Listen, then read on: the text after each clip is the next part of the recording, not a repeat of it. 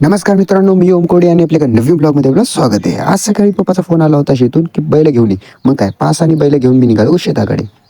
शेताकडे जाताना मग मला कळालं की आज आपल्याला करायचं होतं, म्हणूनच पप्पानी पास बोलवली.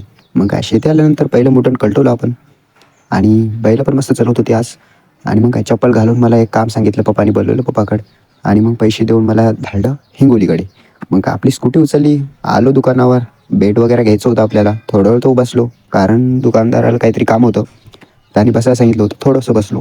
मग काय बसता बसता अर्धा एक घंटा झाला, तो काय आला नाही. पण आपला पाहुणा असल्यामुळे आपण काय म्हणता आलं नाही.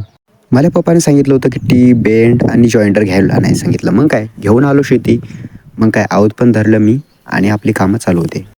रात्री आपल्या मित्राचा बड्डे होता, म्हणून काय बड्डे साजरा करण्यासाठी आम्ही आलो आणि मित्राचीच गाडी होती. बड्डे मस्त छान आपलं सेलिब्रेशन होत होता आणि केक कटिंग केली. आणि मग काय झालं, मग पोराने आपल्या गळ्यात हार टाकला, फोटो काढले आपण पण मस्त निघत होते. आणि लाईक शेअर सबस्क्राईब करायला विसरू नका.